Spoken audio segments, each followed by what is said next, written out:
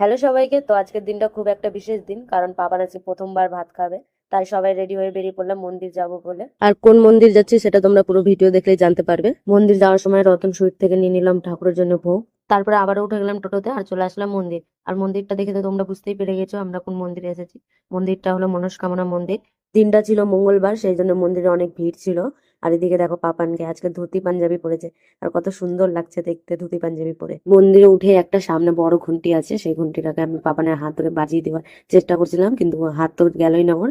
পরে দেখি সাইডে একটা ছোট্ট ঘন্টি আছে, তারপরে ওর হাত ধরে বাজিয়ে দিই। প্রথমে তো দেখছিল না ঘন্টির দিকে, আর যেই দেখেছে সেই খুব খুশি হয়েছে আর ঘন্টিটা বাজিয়ে নিয়ে তারপর সবাই মিলে পূজা করতে বসে গেলাম। আর এদিকে দেখো পাপানকে বদমাশি করেই যাচ্ছে। আমাদের পূজা হয়ে গেছে, তারপরে চলে আসলাম কন্টেনার নিতে। কন্টেনার নিচ্ছি কারণ ঠাকুর বাড়িতে দিয়ে নন্দভোগ নিবো, সেটা দিয়ে পাপার মুখে ঠোকরা হবে।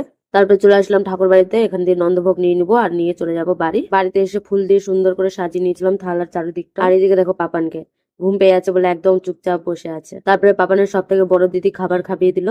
এবার সবাই এক এক করে খাবার খাইয়ে দিল। আর এই যে দেখো পাপানকে দিদুনের হাত ধরে কেমন করে খাবারটা মুখে ঢুকাচ্ছে। তারপরে আমি পাপানকে খাবার খাইয়ে দিলাম। আর ভিডিওটা আমি এখানে শেষ করছি, দেখা হবে নেক্সট ভিডিওতে। এখনকার জন্য টাটা।